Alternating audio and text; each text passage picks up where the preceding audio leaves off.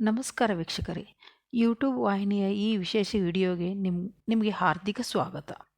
ಈ ದಿನದ ವಿಡಿಯೋದಲ್ಲಿ ಮನೆಗೆ ರಾಹು ಕಾಟ ತಡೆಯಲು ತುಳಸಿ ಗಿಡದ ಮಹತ್ವ, ತುಳಸಿ ವಿವಾಹದ ದೈವಿಕ ಪೌರಾಣಿಕ ಕಥೆ ಮತ್ತು ಅಶುಭ ತುಳಸಿ ಗಿಡಗಳ ಪರಿಣಾಮಗಳು ಕುರಿತಾಗಿ ತಿಳಿಯಲು ಸಜ್ಜಾಗಿರಿ.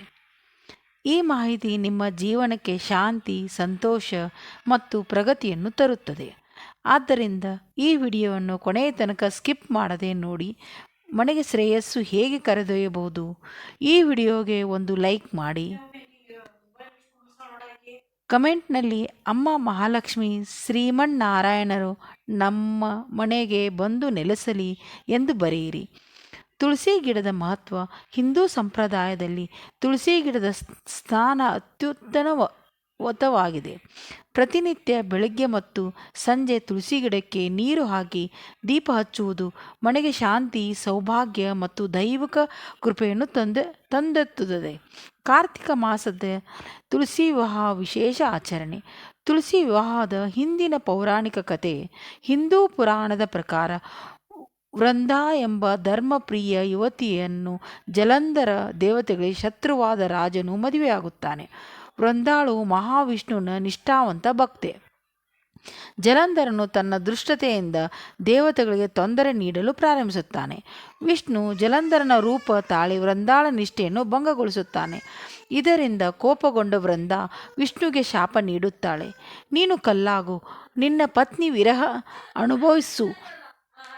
ವೃಂದಾ ಪತಿಯ ಚಿತೆಗೇನೆ ಆತ್ಮಾಹುತಿ ಮಾಡಿಕೊಳ್ಳುತ್ತಾಳೆ. ತಮ್ಮ ತಪ್ಪಿಗೆ ಪಶ್ಚಾತ್ತಾಪಗೊಂಡು ವಿಷ್ಣು ವೃಂದಾಳನ್ನು ತುಳಸಿ ಗಿಡದ ರೂಪದಲ್ಲಿ ಪುನರುತ್ಥಾನ ಮಾಡುತ್ತಾನೆ. ಆದ್ದರಿಂದ ಪ್ರತಿ ವರ್ಷ ಕಾರ್ತಿಕ ಮಾಸದಲ್ಲಿ ತುಳಸಿ ವಿವಾಹವನ್ನು ದೈವಿಕ ಆಚರಿಸಲಾಗುತ್ತದೆ. ತುಳಸಿ ಗಿಡದ ಆಯ್ಕೆಯಲ್ಲಿ ಎಚ್ಚರಿಕೆ ಇರಲಿ. ನಿಮ್ಮ ಮನೆಯಲ್ಲಿ ಒಣ ತುಳಸಿ ಗಿಡವನ್ನು ಬೇರೆಯಾಗಿ ನೆಡುವುದನ್ನು ತಪ್ಪಿಸಿ.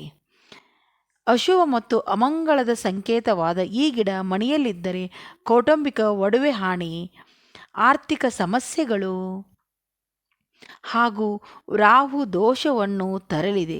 ಬದಲಾಗಿ ರಾಮ ತುಳಸಿ, ಶ್ಯಾಮ ತುಳಸಿ ಅಥವಾ ಶ್ವೇತ ತುಳಸಿ ಗಿಡವನ್ನು ನೆಟ್ಟು ನಿತ್ಯ ಪೂಜಿಸಿ.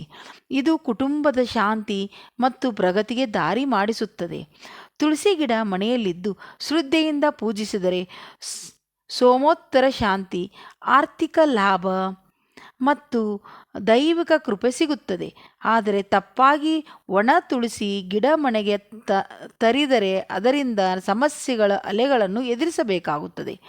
ಈ ಮಹತ್ವದ ವಿಷಯವನ್ನು ನೀವು ಇಷ್ಟಪಟ್ಟಿದ್ದರೆ ಈ ವಿಡಿಯೋಗೆ ಲೈಕ್ ಮಾಡಿ, ನಿಮ್ಮ ಅಭಿಪ್ರಾಯವನ್ನು ಕಮೆಂಟ್ನಲ್ಲಿ ಹಂಚಿಕೊಳ್ಳಿ ಮತ್ತು ಚಾನಲ್ ಸಬ್ಸ್ಕ್ರೈಬ್ ಮಾಡಿ.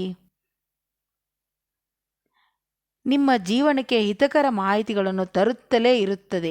ಧನ್ಯವಾದಗಳು.